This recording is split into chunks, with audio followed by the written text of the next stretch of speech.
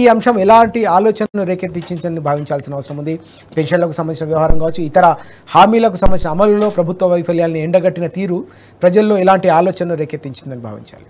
అది స్పష్టంగా కనిపించింది కూడా. ఎందుకంటే ఒక మంత్రి జూపల్లి కృష్ణారావు గారు ఎలక్షన్ ప్రచారంలో జరుగుతున్నటువంటి సందర్భంలో ఒక వృద్ధురాలు క్వశ్చన్ చేసినటువంటి అంశం, ఇచ్చినటువంటి హామీ మీరు 4000 పెన్షన్ ఇస్తా అన్నారు, ఇంతవరకు ఎందుకు ఇవ్వలేదు అనేది కరెక్ట్ ప్రశ్న చేశారు. అదేవిధంగా ఇతర హామీలు మీరు ఇచ్చినటువంటి ఒక్కొక్క కరెంటు బిల్లులకు సంబంధించినటువంటిది, ఉచిత కరెంట్ 200 యూనిట్ల వరకు అన్నారు, మాకు రావట్లేదు అనేది, అదేవిధంగా వికలాంగులకు సంబంధించినటువంటి, అదేవిధంగా మిగతా సంబంధించినటువంటి కేవలం బస్సు ఇచ్చి మళ్ళీ మగవాళ్ళ దగ్గర డబ్బులు వసూలు చేస్తారు అనేది, ఇవన్నీ ఏంటంటే ఒక మొదటి నుంచి కూడా ఇచ్చినటువంటి కాంగ్రెస్ పార్టీ వచ్చినప్పటి నుంచి బీఆర్ఎస్ పార్టీ ఏం చేసిందంటే ముందు నుంచి ప్రజల్లో అవేర్నెస్ ఇచ్చినటువంటి హామీలు 100 రోజుల తర్వాత ఇచ్చినటువంటి వాళ్ళు 6 గ్యారెంటీలు మొత్తం సోనియా గాంధీ, రాహుల్ గాంధీ, ప్రియాంక గాంధీ, ఇక్కడ ముఖ్యమంత్రి రేవంత్ రెడ్డి గారు వీళ్ళందరూ గ్యారెంటీ కార్డులు కొందరు బాండ్ పేపర్ల మీద కూడా రాసి ఇచ్చినటువంటి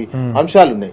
ఇవన్నింటినీ 100 రోజుల తర్వాత ఇంప్లిమెంటేషన్ చేయనటువంటి నేపథ్యంలో ఈ 2 సంవత్సరాల కాలం నుంచి బీఆర్ఎస్ పార్టీ నిరంతరం ప్రజలకు అవేర్నెస్ చేయడంలో నిరంతరం ఒక రకమైన పోరాటం కావచ్చు, ప్రశ్నించడం కావచ్చు, సోషల్ మీడియా ఇవన్నీ చేసింది. ఇవన్నీ ఒక మేజర్ ఎలక్షన్ వచ్చింది. ఈ 2 సంవత్సరాల తర్వాత రాజకీయ పరిణామాలు, సంక్షేమం, అభివృద్ధి పరిణామాల నేపథ్యంలో జూబ్లీహిల్స్ ఎన్నిక బై ఎలక్షన్ రావటం జరిగింది. ఈ బై ఎలక్షన్ లో ప్రతిపక్ష పార్టీగా ఉండి వర్కింగ్ ప్రెసిడెంట్ గా ఉన్నటువంటి కేటీఆర్ గారు దాన్ని మరింత విస్తృతంగా ప్రజల్లోకి తీసుకెళ్లగలిగారు. అప్పుడు ఈజీగా కనెక్ట్ అయిపోయినాయి. ఇచ్చినటువంటి గ్యారంటీ కార్డులు ఎందుకు ఇంప్లిమెంటేషన్ కాలేదు, బాకీ కార్డుల రూపంలో ప్రతి ఇంటికి ప్రతిపక్ష పార్టీకి ఈ అంశాలు తీసుకుపోవడము, ఇవన్నీ ఎందుకు కనెక్ట్ అయినాయి? ఈ 2 సంవత్సరాల కాలంలో వీళ్ళు చేసినటువంటి ప్రశ్నించేటువంటివి, అదేవిధంగా మీడియాలో కావచ్చు, రకరకాల పోరాటాల రూపంలో చేసినటువంటి అంశాలు ప్రజలకు కనెక్ట్ అయినాయి.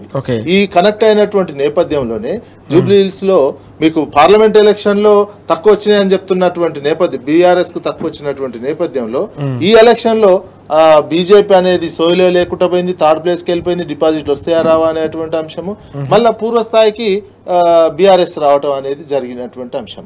ఈ అన్నిటికీ ఎందుకు పోటీ జరిగినటువంటి తీరు చూసినా, కేటీఆర్ గారి ప్రచారం చూసినా, ప్రజలు వచ్చినటువంటిది, ప్రజలు ఆకలింపు చేసుకున్నటువంటి అంశాలు ఇవి ప్రధానంగా ఈ హామీలు, ప్రభుత్వ విధానాలు, ముఖ్యంగా కొనుగోలు శక్తి పడిపోవడం.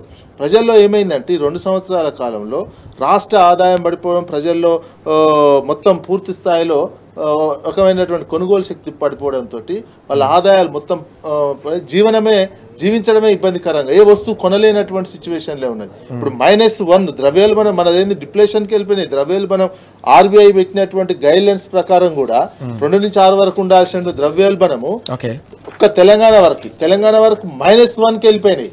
-1కి వెళ్ళిపోయిందంటే ద్రవ్యోల్బణము ఉన్నటువంటి వస్తువులు, కనీసం ఒక వస్తువు ప్రజలు కొనుగోలు శక్తి, ఏ వస్తువు కొనాల్సినటువంటి పరిస్థితి లేకుండా పోతున్నాయి. స్టాకులు మిగిలిపోతున్నాయి.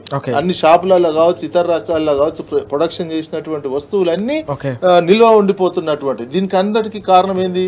ప్రభుత్వం అనుసరించినటువంటి విధానాల వల్ల, ప్రభుత్వం అనుసరించినటువంటి రియల్ ఎస్టేట్ కి సంబంధించి కావచ్చు, పారిశ్రామికంగా కావచ్చు, అదేవిధంగా వ్యవసాయ రంగంగా కావచ్చు, ఇవన్నీ అనుసరించినటువంటి విధానాల వల్ల కొనుగోలు శక్తి పడిపోయి మొత్తం ప్రజలు ఇబ్బంది పడేటువంటి పరిస్థితి లో ఉన్నటువంటి పార్టీగా ఈ అంశాలన్నీ ప్రజలకి 2 సంవత్సరాల నుంచి చేరవేయడము, ఇప్పుడు జూబ్లీహిల్స్ ఎన్నిక సందర్భంగా చెప్పడంతో కనెక్ట్ అయినారు. అందుకే ప్రజలు అధికార పార్టీకి సంబంధించినటువంటి నేతలు పోయిన ప్రతి సందర్భంలో ఈ అంశాలన్నింటినీ ప్రశ్నించి ఉన్నారు. వాళ్ళ మైండ్లలో ఇవన్నీ ఉన్నాయి. అందుకే ఓటు రూపంలో అది ప్రతిబింబించవచ్చు. మీకు గెలుపు ఓటంల సంగతి ఎలా ఉన్నాయి, ఇవన్నీ ఎలక్షన్ లో ప్రతిబింబిస్తాయి. ఇక గెలుపు ఓటంలో తక్కువ మార్జిన్ ఎట్లుంటది అనేది కాసేపట్లో తెలిసే అవకాశం ఉంది. కానీ ప్రజల్లో ప్రభుత్వానికి సంబంధించినటువంటి ఫెయిల్యూర్ అయింది.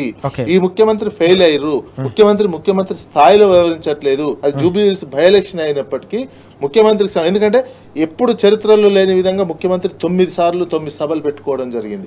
ఒక ముఖ్యమంత్రి మనం నిజాం స్టేట్ ఉన్నప్పటి నుంచి కావచ్చు, ఆ తర్వాత ఉమ్మడి ఆంధ్రప్రదేశ్ ఉన్నప్పటి నుంచి కావచ్చు, బై ఎలక్షన్ జరిగినటువంటి సందర్భంలో ఏ ముఖ్యమంత్రి కూడా ఒక్కటి మాక్సిమం 2 సార్లు ఉప ఎన్నిక ప్రచారానికి వెళ్ళినటువంటి సందర్భాలు చూసాం. కానీ ఇక్కడ ముఖ్యమంత్రి మాత్రం 9 సభలు 9 మీటింగులు పెట్టుకొని రోడ్ షోలు రకరకాల కార్యక్రమాలు చేసినటువంటి ఉన్నాయి. తాను చెప్పుకోలేక తాను ఎంతసేపటికి మళ్ళీ ఈ 2 సంవత్సరాల కార్యక్రమాలు చూడండి అంటలేరు. గతంలో 50 ఏళ్ల కాలంలో, గత 10 సంవత్సరాల కాలంలో ఇది ఉమ్మడి ఆంధ్రప్రదేశ్ లో ఉన్నప్పుడు పరిపాలన చేసినటువంటి కాంగ్రెస్ పరిపాలన చేసినటువంటి అంశాలు చూడండి. ఇవి కూడా కాకపోయేసరికి మతాన్ని ముందలు పెట్టి మత ఉన్మాదాన్ని, అదేవిధంగా అరాచకాన్ని చివరికి అరాచకాన్ని దాకా ఈ ఎలక్షన్లు తీసుకుపోవడం జరిగింది. ఇది అన్ని ప్రజలు అబ్జర్వ్ చేశారు. అబ్జర్వ్ చేసే ఎన్నికల్లో తీర్పిచ్చినటువంటి అంశం కనిపిస్తుంది. ఏ రకంగా ఉన్నా ఈ అంశాలు అయితే కంపల్సరీ ప్రజల మైండ్లో ప్రభుత్వ వైఫల్యాలు, విధాన నిర్ణయాల్లో వైఫల్యాలు ఇవన్నీ కూడా ప్రజల మనసుల్లో ఇవి చొచ్చుకపోయినాయి అనేది మాత్రం చాలా క్లియర్గా అయింది. అందులో బీఆర్ఎస్ పార్టీ సక్సెస్ అయింది అందులో ఆ విషయంలో. ఎస్, మనం చూస్తున్నాం ఎన్నికల ప్రచారం సందర్భంగా బీఆర్ఎస్ పార్టీ లేవనెత్తిన అంశాలన్నీ కూడా ప్రజల్ని పెద్ద ఎత్తున ఆలోచింపజేశాయని చెప్పేసి విజయ్ గారు చెప్తున్న సందర్భాన్ని మనం చూస్తున్నాం. ఓవైపు ఎన్నికల్లో, అసెంబ్లీ ఎన్నికల సందర్భంలో ఇచ్చిన హామీల అమలులో వైఫల్యం ఒక ఎత్తు అయితే, గ్యారంటీల అమలులో వైఫల్యం ఒక ఎత్తు అయితే, ఆ తర్వాత పరిపాలనాపరమైన వైఫల్యాలు, విధానపరమైన వైఫల్యాలు కూడా తప్పకుండా ప్రజల్లో తీవ్రమైన వ్యతిరేకతను, అధికార పార్టీ పైన తీవ్రమైన వ్యతిరేకతను కూడా పెంచాయనే అంశాన్ని కూడా ప్రస్తావిస్తున్న సందర్భం మనం చూస్తున్నాం. అందుతా ఉన్నాయి బీఆర్ఎస్ పార్టీ 36 స్థానాల్లో 36 ఓట్లు సాధిస్తే కాంగ్రెస్ 39, బీజేపీ 10 ఓట్లు సాధించినట్టుగా తెలుస్తా ఉంది. ఎట్లా చూడాలి ఈ పోస్టల్ బ్యాలెట్కు సంబంధించిన ఫలితాలు విజయ్ గారు? పోస్టల్ బ్యాలెట్స్ ఉద్యోగులే ఉన్నాయి. ఓల్డ్ ఏజ్కి సంబంధించినట్టు ఏవో 80 ఇయర్స్ ఇచ్చినటువంటి వాళ్ళకు కూడా ఇంటి దగ్గర వేసుకోవడానికి అవకాశం ఉన్నాయి. ఇవన్నీ కలిపి ఉన్నటువంటి పోస్టల్ బ్యాలెట్స్. పోస్టల్ బ్యాలెట్లు కూడా మళ్ళీ ఇందులో కూడా బేరాలు జరుగుతాయి. అధికార పార్టీ దానికి సంబంధించినటువంటి కొనుక్కోవడము ఇవన్నీ జరిగిన తర్వాత కూడా 3 తేడా ఉన్నాయి. 3 పోస్టల్ బ్యాలెట్లు మాత్రమే అధికార పార్టీ కాంగ్రెస్ కి, ప్రతిపక్ష బీఆర్ఎస్ కి ఓన్లీ 3 ఓట్లు తేడా ఉన్నాయి. ఇక బీజేపీ సేమ్ నేను అనుకుంటా పోస్టల్ బ్యాలెట్లకు సంబంధించినటువంటి ఏ తేడానైతే వస్తుందో చివరి వరకు ఉత్కంఠభరితంగా జరిగే అవకాశం ఉంది. ఫలితాలకు సంబంధించినటువంటి జనరల్ ఏంటంటే పోస్టల్ బ్యాలెట్స్ సహజసిద్ధంగా మనం చూసినటువంటి కొనుగోళ్ళే ఎక్కువ జరిగినటువంటివి కూడా ఉంటాయి. ఫోన్లు చేసి మీకు ఇంత ఇస్తాం అవి తీసుకొని వచ్చేటువంటి అంశం. అంటే పోస్టల్ బ్యాలెట్లు కొన్ని పోనటువంటి అంశం కూడా మనం, అంటే డబ్బులు ఇవ్వనటువంటి అంశం కూడా కనిపిస్తుందా, లేదా డబ్బులు తీసుకొని కూడా ఈ రకంగా ఉన్నాయా, మొత్తం మీద ఫైట్ మాత్రం క్లోజ్ ఫైట్ నడుస్తున్నది అనేది తెలుస్తుంది. General postal ballots one side ఉంటాయి. ఎప్పుడైనా మనం పోస్టల్ బ్యాలెట్లు ఈ మాత్రం ఉన్న ఆధిక్యము, స్వీప్ ఇవన్నీ వస్తుంటటువంటి కనిపిస్తాయి. కానీ పోస్టల్ బ్యాలెట్లు తక్కువ ఉన్నాయి. పోస్టల్ బ్యాలెట్లో ఏదైతే 3 ఓట్ల తేడా ఉన్నదో నేను అనుకుంటే సహసిద్ధంగా అందుకే 5% తేడా, ఇవన్నీ ఎవరు వచ్చినా 5% ఓట్ల తేడా అనేది కనిపిస్తుంది. అది ఏమైనా కావచ్చు చివరి వరకు, అందుకే చివరి రౌండ్, చివరి బ్యాలెట్ కౌంటింగ్ వరకు కూడా నేను కూడా ఉత్కంఠత ఉండే అవకాశం కనిపిస్తున్నది. Next first round first round అంటే షేక్పేట నుంచి మొదలవుతున్నటువంటి సందర్భంలో షేక్పేట జనరల్ గా ఎంఐఎం ప్రభావం ఎక్కువగా ఉన్నటువంటిది.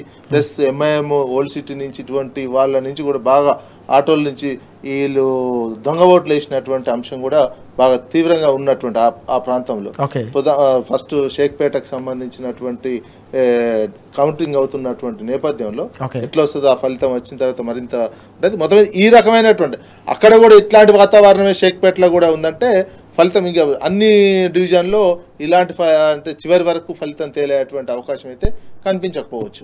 మనం చూస్తా ఉన్నాం పోస్టల్ బ్యాలెట్లో పూర్తిగా నెక్ టు నెక్ ఉన్నట్టుగా అర్థమవుతున్న పరిస్థితిని మనం చూస్తున్నాం. ఈ నేపథ్యంలో తప్పకుండా అందులో కూడా బేరసారాలు జరిగే అవకాశం ఉన్నట్టుగా విజయ్ గారు అంచనా వేస్తున్న సందర్భాన్ని కూడా మనం చూస్తా ఉన్నాం. మరి కాసేపట్లో ఫస్ట్ రౌండ్కు సంబంధించిన కౌంటింగ్ ప్రక్రియ కూడా చేపట్టబోతున్నారు. దానికి సంబంధించిన ఫలితాలు కూడా మరి కాసేపట్లో రాబోతున్నాయి. వాటికి సంబంధించిన వివరాలు కూడా మనం చూద్దాం. మినిట్ టు మినిట్ అప్డేట్స్ అందించడానికి మా ప్రతినిధులు ఎక్కడికక్కడ సిద్ధంగా ఉన్నారు.